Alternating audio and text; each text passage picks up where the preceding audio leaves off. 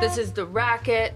I'm here with Christina Carrega, who is a reporter extraordinaire for ABC News. So kind. She is going to talk about what she reported on today, which I don't even know yet. Yeah. So, hey guys, today was just like a ridiculous day. I work on Saturdays, which is like, that sucks, right? But when I got this story about this NYPD officer out in Long Island who was arrested with his fiance for freezing his 8-year-old son to death. What? Yes. What do you mean, like leaving him outside or putting him in a freezer? Apparently, according to the Suffolk County DA, the father, as a form of punishment, would put his boys, and only the boys, into the freezing garage overnight as a form of punishment.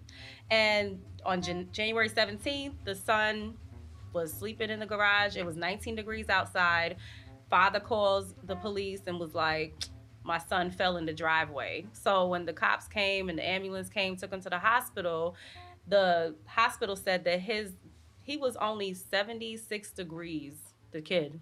The 8-year-old was 76 degrees. The child froze to death. Yes. Whoa. Yeah. Where's is this man married? The fiance and him, they were supposed to be getting married.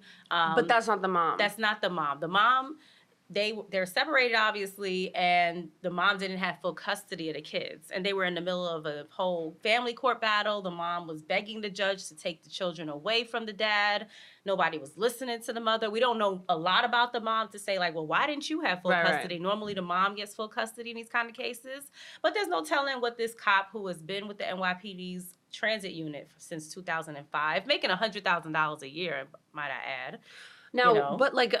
And there's no real way to really know right away what happened because family court, especially when it comes to the health and privacy of a minor, is kind of like paramount. Yeah. So, but how did you go about finding out what you could? Right. So I had to reach out to the Suffolk County District Attorney's Office on the weekend, reach out to the police department out in Suffolk as well to get information about everything that they had put out there. I had to rewatch the press conference that happened yesterday so I can get more statements and more information, just to know exactly what to report on. So it was just a lot of fact finding and gathering. And once I got everything together, I was able to write a report. And the headline I had used, essentially was different from what the other news outlets put out overnight, which was the fact that he froze his son to death instead of son dies of hypothermia or 8-year-old autistic. Oh yeah, he was autistic too, nonetheless. Sad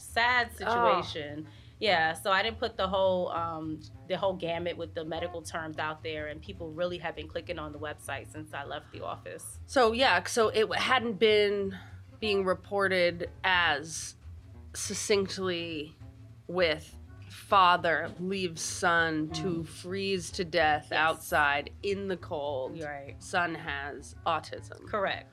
And that's just, would you still call it in the wood? So in the wood is an expression for those who don't know it, or on the wood would be front page headlines. Now, when you work for a digital property or a television property, what do you guys still call it, the wood? No, and that's the thing. They chase numbers. So they watch different websites like Chartbeat, and they follow the different website analytics that they have that's within the website system. And they see that your story is getting a lot of clicks or it's getting traction from Google, or they see exactly if the headline is working. So when I left, after an hour of the story being up, it was way up on the charts. So they moved the story to have a bigger presence on the top part of the website, kind of like the top fold of the New York Times, but on the website, the first. Are you on top of the fold? Yeah, or bottom of the fold? Yeah, all of that matters in digital world too. But it was on the front page, the wood, of I believe the New York Post and the Daily News today, and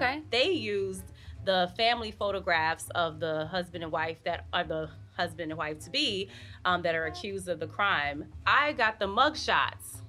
I feel like those are more appropriate. I find getting mug shots in New York extremely difficult. Exactly. And I know producers from other states. I actually ran into this issue once. Executive producers from other states are like, "Oh, we want to get a mugshot for that." And I was like, if it's not available, and if the defense attorney isn't going to give it to me, we're talking about a FOIA request, which is where you have to basically petition the government to extract the information, you're not getting it for that night, Right. basically. Mhm. So the mugshots, how did you get them? Or is Long Island easier with? This was the interesting part. So when I reached out to the Suffolk Police Department, asked them about the mugshots, they said, we do not give out mugshots. I said, okay, thank you. Then I reached out to the prosecutor's office. They returned an email saying that last year a law was passed that said that we are not allowed to give out mugshots unless the suspect has not been apprehended yet and we're still looking for said person.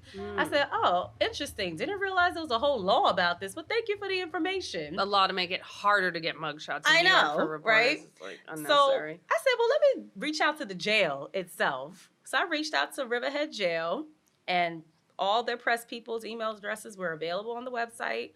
I reached out within 40 minutes. They were like, oh, we'll get this for you. Give me a few minutes. And that's how I got the mugshot. I have a question. Is this guy out on bail? Oh, no, they remanded these two.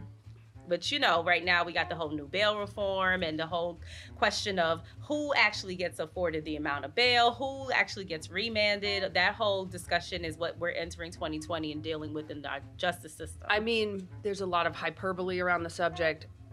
Personally, I find it very interesting that for a long time, even when I was researching bail laws, that we took our bail laws like from England, and pretty much kind of brought the system over here. And it's stated in a lot of the initial language around the purpose of bail was to create a stopgap for people that might commit more violent crimes. However, with our Constitution, that doesn't exactly jive. So it's just very strange to me to work out in my head sometimes. What we actually have a problem with is not people getting out on bail, but that there are certain crimes that the public is uncomfortable with letting people go, and that we have an issue with speedy trials. And that unfortunately, as a city right now, we're grappling with the fact that there is a disconnect between us keeping ourselves safe and the actual Constitution, and that bail was simply a stopgap for only people who couldn't afford it.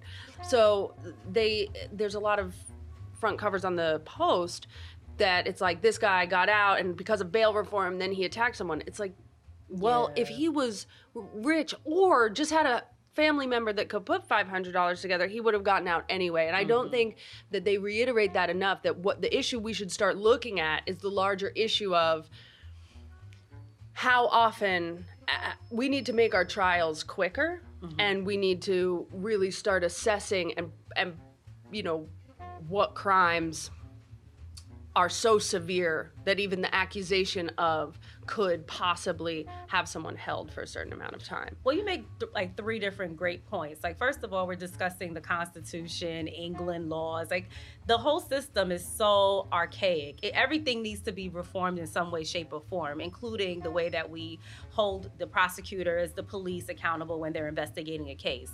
They're so quick to make a collar that they're not even considering, do we have enough here right now that if we needed to go to trial in 5 days, 6 days, because the length of time you have to go to a grand jury are 5 days, and the amount of time after that to go to an actual trial is 180 days.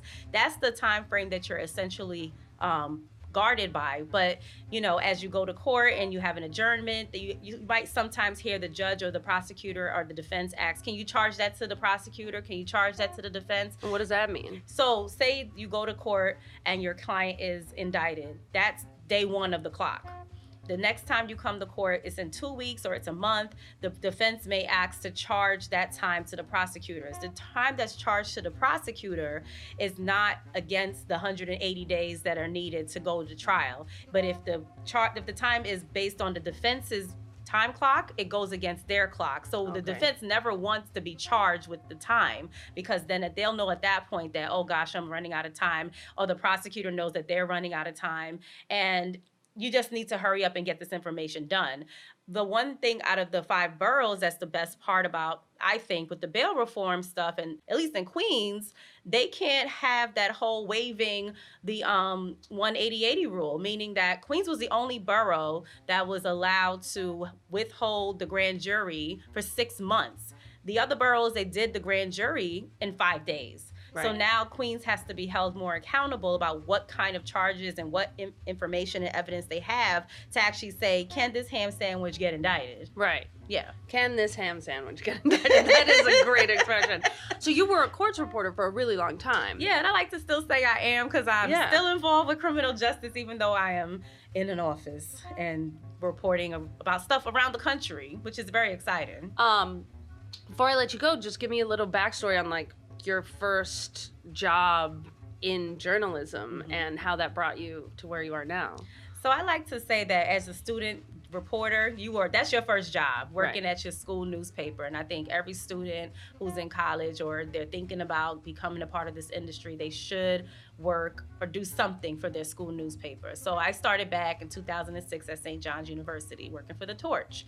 And once I got out of school... St. John's in New York. Yes, St. John's, Queens, New York. I did study abroad a quick second in Italy, but then, it's all about St. John's. But you're from Brooklyn. From Brooklyn, born and raised.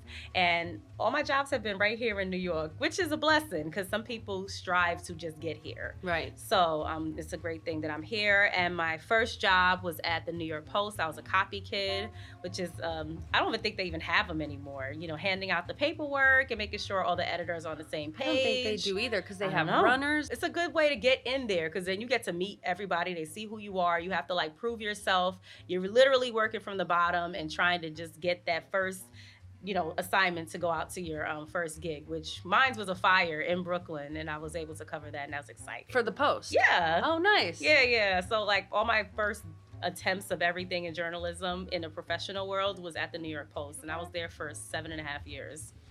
Yeah.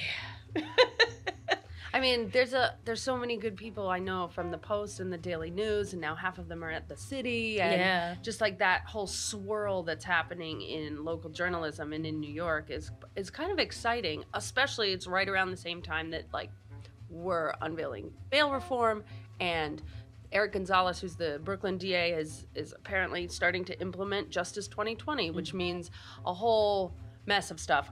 What I am mostly looking at a lot of Justice 2020, Eric Gonzalez, and Corey Johnson's plan and city council plan for some of the services for people going in and out of prisons and jails is that they're giving a lot more funding to these outside organizations like nonprofits and stuff like that. And I'm really curious how that ends up looking with accountability, access for people, whether the city council and the government are still going to hold, and the DA's office are still going to hold these outside of government nonprofits accountable. I mean, I hope it works well because it does seem like really lovely ideas.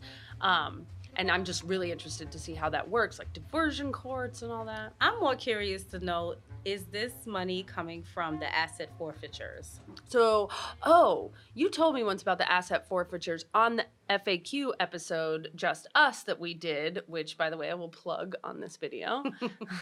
But can you go over one more time what an asset forfeiture is? So, say somebody is arrested for stealing cars from BMW. Right. And they took the cars and they torched them. So the amount of money that it costs for those cars to be replaced, whatever the insurance company comes up with, they'll say that cost us $400,000 for these 5 cars that you torched. So say the defendant pleads guilty, and one of the conditions of the plea is that you have to pay restitution for the amount that these cars cost. And say the defendant is able somehow to pay $400,000 of restitution funds for these cars getting torched. So a certain amount of that money will go back to the victims, Mercedes or whoever. And wait, Mercedes the company? Yeah, whoever the car company is, right, or the dealership or whomever it is, they'll get a certain part of that, because let's face it, those cars weren't going to be worth $400,000 once they hit off the lot anyway, and let alone they were damaged. So certain amounts go there, and then a certain amount of that money is going towards the court system, which is supposed to go back into the community. That's supposed to go to our playgrounds. It's supposed to go to our trees getting planted. And sometimes, who knows if those funds are actually being allocated to the same I guess that's places. a pretty good question for chase the money situations, and we're not sure if it's going there. Yeah, I'd like to chase the money on so many things in I this know. It's tempting. city. I know. But you need the resources, you need the manpower, because You it need takes the time. the time, because those FOIL requests, you know, they quick to tell you, nope, can't do that, nope, send it back. It's like anyone who Yeah. applies for disability, you'll always get no first. Ugh. They'll always tell you no first, and you have to reapply. And it's the people who can afford to reapply Mhm. and have the education to reapply that get the disability. It's just such. It's a whole thing. It's a racket. That's our system. I mean, you know, Yeah, we're here. love it or hate it. Yeah, gotta deal with it. So, looking forward into 2020, any last thoughts? I'm just hoping that with stories like bail reform, that yes, I appreciate that the local papers are really discussing the fact that, you know, judges are doing this and prosecutors are being held accountable for that. What I would like to see more of is explaining what they mean when they say somebody was released on bail reform or somebody was put into a you know, supervised release program. Explain it for the readers, please. Like, please, let's do that more than anything. Yeah, I mean, diversion from bail reform to diversion courts, a lot of this can turn so quickly into rhetoric and hyperbole because you're not explaining the whole thing to the Yes. reader. So, I don't know, more discussion. More discussion for later. Thank you so much for coming. Thank you for having me. If I have the space longer, I will ask you to come back and explain more stuff about New York. Why not? Awesome.